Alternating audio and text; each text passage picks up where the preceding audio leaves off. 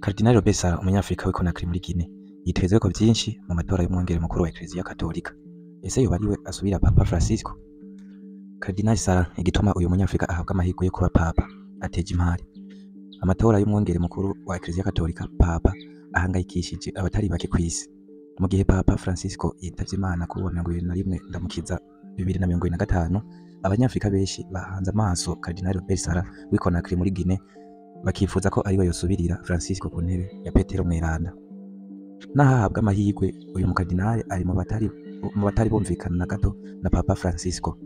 Benshi ntibatinya kumwita umukuru w'abatavuga rumwe na Papa, chef de l'opposition. Ibimuha amahirwe ariko kandi bikamubera intambamyi mu rugendo rwo kuba Papa. Kimwe bose bahurizako nuko Cardinal Sarah ari incabwenge cyane, umugabo w'ijunja n'ijambo.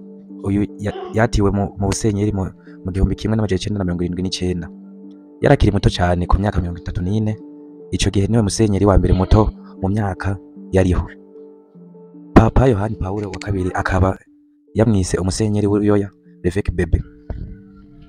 Mu gihe c'ubutegetsi bwa Ahmed Sékou Touré, umunyagitugu yatwara igihugu ca Guinée, Sarah yahuye n'ibibazo bikomeye kubera kutemera agacinyizo kakorerwa abapatiri n'abakristo. Ibintu vyamuhesheje iteka mu gihugu ciwe no ku rwego mpuzamakungu. Aheraho adondagira ingazi zo gutegetsi muri Eklezia Katolika mw'isi. Ariko Cardinal Sarah ntiyabona ibintu kumwe na Papa Francisco. Icambere batumvikanako, abona ko Eklezia idakwiye kujana n'ibihe, ahubwo ikwiye kugumana kamere kayo n'indinganizo yayo ya kera. Agwanira inyigisho za Eklezia Katolika, agahangana n'impinduka. N'akarorero asaba ko imisa zosubirira guhimbazwa mu rurimi rw'ikilatini, akavuga kandi ko mu bice vyinshi vya Afrika ibonekeza imisa zihimbazwa mu ndirimbo n'indinganizo zikomoka ku mico y'ivyo bihugu.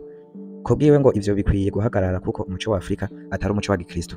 Ikindi atabona kumwe na Papa yahora ni ruhara rw'abakenyezi muri Eklezia, akiyamiriza ingingo Papa yagiye arafata mu guha amabanga abakenyezi i Vatikano.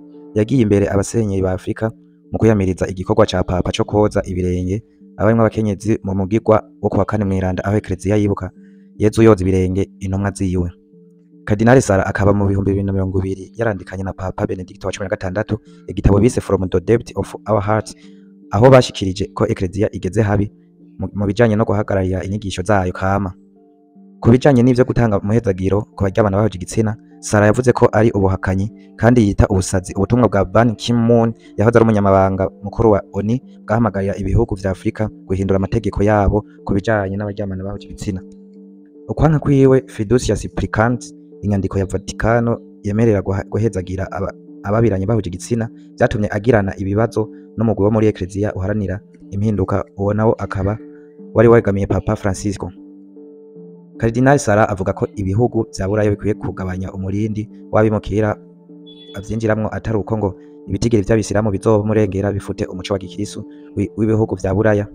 Avuga ko uburyo nyabwo bwo gufasha abimukira ari kubafashiriza iwabo. Cardinal Sarah afise abamushigikiye mu bihugu vya Afrika no muri Amerika, aho bashima umwitwarariko wiwe wo gukingira Eklezia kwinjiranwa n'inyigisho zijanye n'igihe ca none. Ariko kandi afise n'abamunegura kubera ingendo yiwe yo kutumviriza abo badahuje ivyiyumviro, bakabona ko ashobora kuba umuntu adashobora guhuza abantu bose mu gihe yoba Papa. Ikindi kibazo n'imyaka yiwe 79. Benshi bakibaza nimba ashobora kurongora Eklezia mu gihe kirekire, mu gihe ariko arasaza. Uyu Cardinal wumva ari uwo gushigikirwa. Duza TV irabandanya ikurikirana iyi nkuru kugeza ku musozo wayo. Niho bagire gukanda subscribe hamwe na like kugira tugumane. Ciao ciao.